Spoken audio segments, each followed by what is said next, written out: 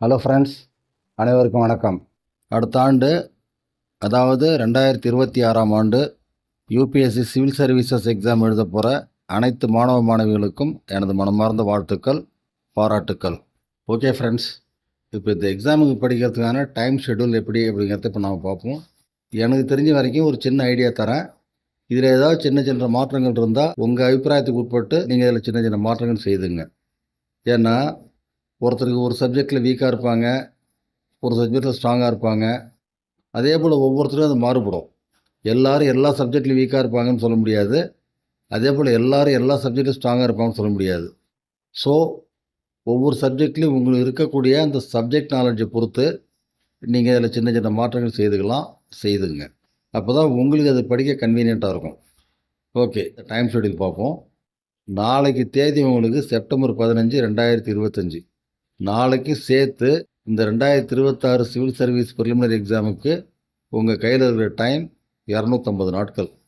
இந்த 250 நாளில் ஒரு நாளைக்கு குறைஞ்சது 8 மணி நேரம் நீங்கள் படிக்கிறதுக்கு முயற்சி பண்ணணும், படிக்கணும். இதில் முடியுமா முடியாதா அப்படிலாம் கேள்வி கேட்டிருந்தால் முடியாது, படித்து தான் ஆகணும். கிட்டத்தட்ட 8 மாதத்துக்கு மேலே உங்களுக்கு டைம் இருக்குது. இப்போ 8 மணி நேரம் ஒரு நாளைக்கு உங்களால் படிக்க முடியும் அப்படின்னா கிட்டத்தட்ட 2000 மணி நேரம் டைம் இருக்குது. இதை அப்படியே சிறுக சிறுக அதிகப்படுத்தி 8.5 மணி நேரம், 9 மணி நேரம், 10 மணி நேரம் அப்படின்னு படிச்சிங்கனாக்கா உங்களுக்கு கிட்டத்தட்ட 2500 மணி நேரம் டைம் கிடைக்கும். ஸோ நல்லா கணக்கு பண்ணிங்க. ஒரு நாளைக்கு 8 மணி நேரம் படிச்சிங்கன்னா இந்த 250 நாளில் உங்களுக்கு 2000 மணி நேரம் ஸ்டடி ஹவர்ஸ் கிடைக்கும். அதே போல் ஒரு நாளைக்கு 10 மணி நேரம் படிச்சிங்கன்னா 2500 மணி நேரம் ஸ்டடி ஹவர்ஸ் கிடைக்கும். நீங்கள் ஸ்கூலு காலேஜுக்கு போகிற மாதிரி நினச்சிக்கிங்க, அல்லது ஆஃபீஸ்க்கு போகிற மாதிரி நினச்சிக்கிங்க. அப்போ அந்த ஒர்க்கிங் ஹவர்ஸ் நீங்கள் குறைஞ்சது ஒரு 8 மணி நேரம் அங்கே ஆஃபீஸுக்காக செலவு பண்ணுவீங்க. அங்கே ஆஃபீஸில் எவ்வளோ நேரம் உட்காந்து வேலை பார்க்குறோம், அந்த ஒர்க்கிங் ஹவர்ஸ் என்ன அப்படிங்கிறத தாண்டி நாம் வீட்டிலேருந்து எப்போ கிளம்புறோம், திரும்ப வீட்டுக்கு எப்போ வரோம், அந்த டயத்தை நீங்கள் கணக்கு பண்ணணும். ஸோ அந்த மாதிரி நினச்சிக்கிட்டு இந்த எக்ஸாமுக்காக நீங்கள் படிங்க. இப்போ நீங்கள் படிக்க வேண்டிய சப்ஜெக்ட்ஸை 10 சப்ஜெக்ட்ஸை சூஸ் பண்ணிங்க. இதுக்குள்ளே உங்களுக்கு மோஸ்ட்லி எல்லாம் கவர் ஆகிடும். வேறு ஏதாவது விட்டு போனது, இன்னும் அடிஷ்னலாக ஏதாவது இருக்குது அப்படின்னாக்கா அதையும் நீங்கள் உட்காந்து படிங்க. ஏன்னா இதில் உங்களுக்கு எக்கனாமிக்ஸ் அண்ட் காமர்ஸ்லாம் ஆட் பண்ணலை. இதுக்கான டயத்தில் நீங்கள் கொஞ்சம் ஒதுக்கிக்கணும். இப்போ இந்த எக்ஸாம் பற்றி இன்னொரு சின்ன விஷயம் சொல்கிறேன், கேட்டுங்க. எனி டிகிரி அப்படின்னு வரும்பொழுது உங்களுக்கு எல்லாத்துக்கும் ஒரே மாதிரியான கொஷின் தான் செட் பண்ணுவாங்க. கொஷின் ஸ்டாண்டர்ட் மாறும். இப்போ குரூப் 4 லெவல் எக்ஸாம் அப்படிங்கிறதும், குரூப் 2 லெவல் எக்ஸாமுங்கிறதும், குரூப் 1 லெவல் எக்ஸாமுங்கிறதும், அடுத்து யூபிஎஸ்சி லெவல் எக்ஸாம் அப்படிங்கிறதும் ஸ்டாண்டர்டில் வித்தியாசப்படும். அதே சமயத்தில் எல்லாத்துக்குமே சப்ஜெக்ட் மேட்ரு ஒன்று தான்.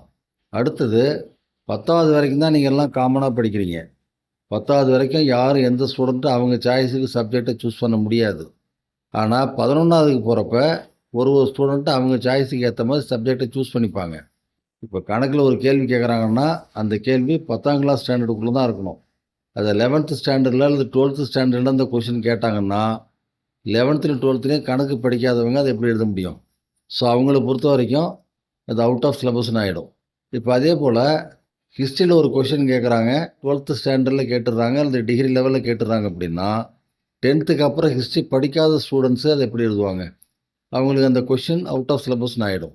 அதனால் 10th வரைக்கும் ஒரு சப்ஜெக்டில் என்ன கவர் பண்ணுறாங்களோ இந்த பொதுவான பாடங்கள்லேருந்து தான் எல்லாருக்கும் பொதுவான கேள்விகளை அவங்க ரெடி பண்ண முடியும்.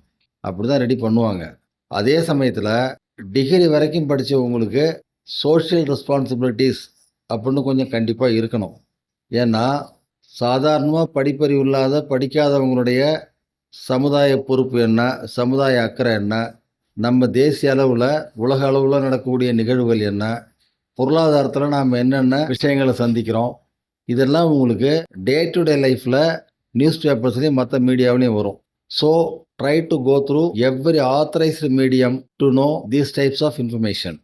சும்மானாச்சு ஏதோ கண்ட மீடியமில் வருது, ஒரு ஆத்தரைஸ்டு மீடியம் இல்லை அப்படிங்கிறப்ப அதெல்லாம் பார்க்காதீங்க. We have so many media. இப்போ உங்களுக்கு எல்லா மீடியாவும் ஒட்டுமொத்தமாக ஆத்தரைஸ்டு மீடியாவாக இருக்கணும். அதே சமயத்தில் அவங்க கேட்குற கேள்விகள் பொதுவாக எல்லாருக்கும் இந்த மாதிரி ஊடகங்கள் மூலமாக தெரியப்படுத்தப்பட்ட தகவலாக தான் இருக்கும். அந்த தகவலில் இருந்தால் அவங்க கேள்வி கேட்பாங்க. இது வரைக்கும் யாருக்குமே தெரியாத ஒரு விஷயத்தை அவங்க கேள்வியை கேட்க முடியாது, கேட்கவும் மாட்டாங்க. அப்படி கேட்டாங்கன்னா அதில் எந்த அர்த்தமும் இல்லை. அவங்களுக்கு மட்டும் தெரிஞ்ச கேள்வி, அவங்களுக்கு மட்டும் தெரிஞ்ச பதில் அப்படின்னா எப்படி கேண்டிடேட் எழுத முடியும்? ஸோ அந்த மாதிரிலாம் கேட்க மாட்டாங்க. ஸோ நியூஸ் பேப்பரை டெய்லி பாருங்கள், ரேடியோ நியூஸ்லாம் டெய்லி கேளுங்க, ஆத்தரைஸ்டு நியூஸாக கேளுங்க. இப்போ அதில் உங்களுக்கு எக்கனாமிக்ஸ் சம்மந்தப்பட்டது, காமர்ஸ் சம்மந்தப்பட்டதெல்லாம் வரும். அதில் கொஞ்சம் அதிகமாக கவனம் எடுத்து படிங்க. அப்படி இல்லைன்னாக்கா 11th 12th புக்கை நீங்கள் வாங்கி அதில் படிங்க. இதில் என்ன பெரிய வித்தியாசம் இருக்குது சொல்லுங்கள்? இப்போ 10th பாஸ் பண்ணிட்டு 11th போகிறப்ப ஒவ்வொருத்தரும் ஆளுக்கு ஒரு குரூப் எடுப்பாங்க. இப்போ நம்ம குரூப்பை மாற்றி எடுத்திருந்தா அதை படிச்சிருக்க மாட்டோமா? அந்த மாதிரி நினச்சிட்டு வாங்கி படிங்க.